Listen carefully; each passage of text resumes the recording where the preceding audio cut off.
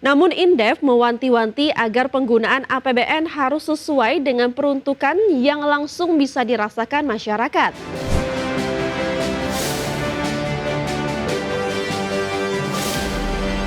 Sementara itu pemirsa, kalangan ekonom menilai perubahan RAPBN 2026 harus tetap memprioritaskan pemanfaatan anggaran untuk kebutuhan masyarakat.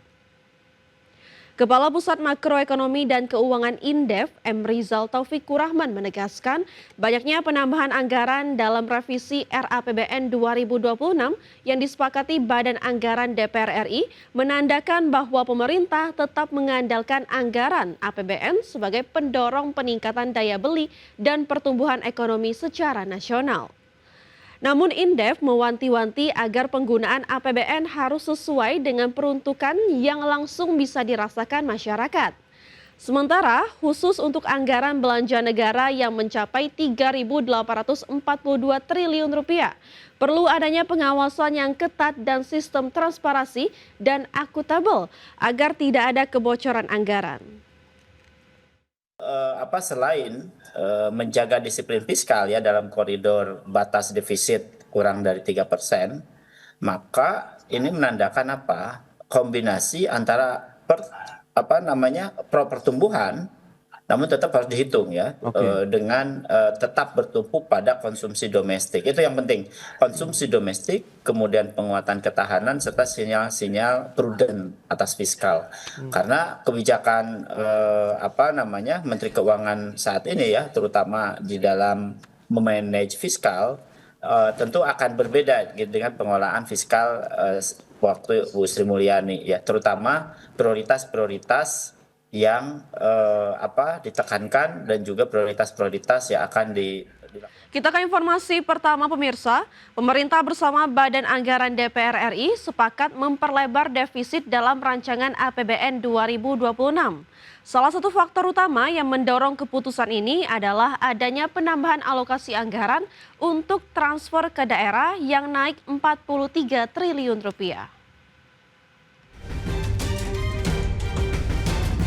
Rapat kerja Badan Anggaran atau Banggar DPR RI dengan Menteri Keuangan Purbaya Yudi Sadewa menyepakati penambahan defisit rancangan APBN 2026.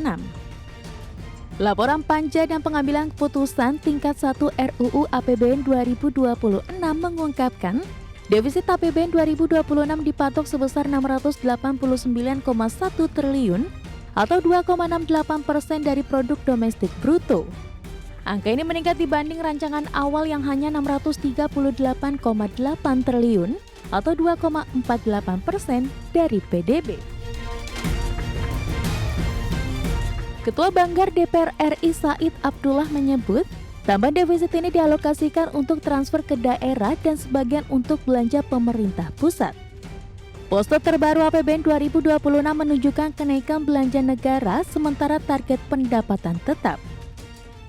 Anggaran belanja tercatat naik dari 3.792,4 triliun menjadi 3.842 triliun.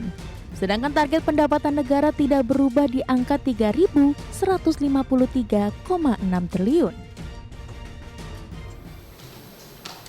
Persentase defisit terhadap PDB yang awalnya 2,48 kini menjadi penyesuaiannya 2,68% atau ada kenaikan 0,2%. Pembiayaan tentu akan mengalami perubahan dari 638.807,6 menjadi 689.147,9.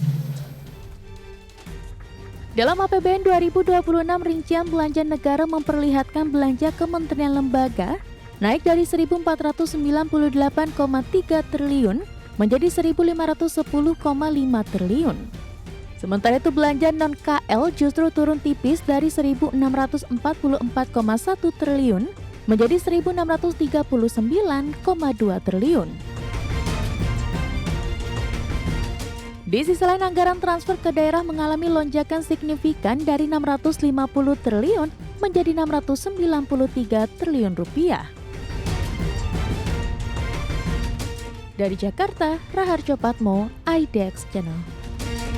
Usai tambahan APBN 2026 disetujui Banggar DPR RI, Menteri Keuangan Purbaya Yudisadewa memastikan kesiapannya menambah program bantuan sosial bagi masyarakat. Purbaya menjelaskan bahwa selain beras 10 kg, bantuan pangan juga akan ditambahkan dengan minyak goreng 2 liter per bulan. Selain itu, Menkyu juga akan mengevaluasi belanja kementerian dan lembaga yang tidak terserap untuk dapat dialihkan ke program langsung bagi masyarakat. Seperti diketahui, Banggar DPR RI meminta agar pagu stimulus 16,23 triliun yang digelontorkan pemerintah benar-benar diarahkan untuk memperkuat daya beli masyarakat miskin dan rentan miskin. Kami akan monitor terus pembelanjaan pemerintah sampai dengan akhir Oktober ini. Saya akan safari lah kira-kira kementerian-kementerian yang punya belanja besar. Saya akan monitor mereka bisa serap nggak sampai akhir tahun. Begitu kita perkirakan sampai akhir tahun kira-kira nggak ada serap, uangnya akan kami ambil, kami sebarkan ke program. Pemirsa, Kementerian Koperasi melakukan serah terima jabatan Wakil Menteri Koperasi yang baru dilantik Presiden Prabowo Subianto. Dengan hadirnya Wamenkop baru, Farida Farisha, diharapkan mampu mempercepat sinergi dan kolaborasi target operasional Koperasi Merah Putih, khususnya pencairan platform pinjaman. Menteri Koperasi Ferry Juliantono yang sebelumnya menjabat Wakil Menteri Koperasi melakukan serah terima jabatan dengan Wakil Menteri Koperasi baru yakni Farida Farihah. Farida Farihah menggantikan Ferry yang diangkat menjadi Menteri Koperasi menggantikan Budi Ari Setiadi.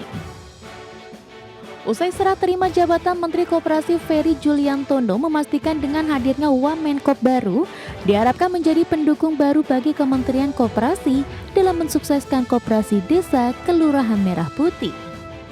Menjadikan koperasi kembali menjadi sokoguru perekonomian nasional, menjadi badan usaha yang mampu mengejar ketinggalan dari badan usaha yang lain, dan secara khusus untuk kegiatan tahap operasionalisasi Koperasi Desa Kelurahan Merah Putih ini, kita sudah sebenarnya dari sejak minggu lalu sudah melaksanakan tahap sosialisasi tata cara pencairan plafon pinjaman yang sudah disediakan oleh bank-bank himbara. Sekaligus juga kita sudah melakukan sosialisasi kepada dinas-dinas, satgas di tingkat provinsi dan kabupaten kota untuk mensosialisasikan tata cara pembuatan proposal bisnis dari setiap Koperasi Desa Kelurahan Merah Putih.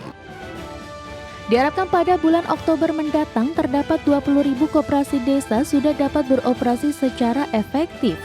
Pada kesempatan yang sama, Wakil Menteri Koperasi Farida Farihah menegaskan komitmennya dalam memperkuat peran koperasi demi kesejahteraan rakyat Indonesia, khususnya menjadikan Kopdeskel Merah Putih menjadi tulang punggung perekonomian rakyat sekaligus pilar penting pembangunan bangsa.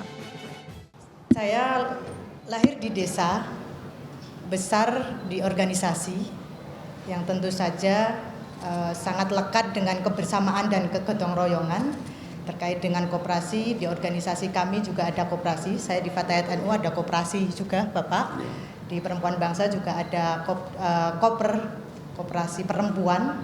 Jadi saya kira pengalaman-pengalaman dan proses-proses itu bisa melengkapi, nanti bermanfaat untuk kinerja-kinerja di sini. Tentu saja sesuai dengan arahan dari Bapak Menteri. Di sisi lain, saat ini salah satu fokus utama Kementerian Koperasi adalah operasionalisasi Kopdes Merah Putih, khususnya tahap sosialisasi tata cara pencairan plafon pinjaman berjalan secara efektif. Dari Jakarta, Ade Firmansyah, IDX Channel.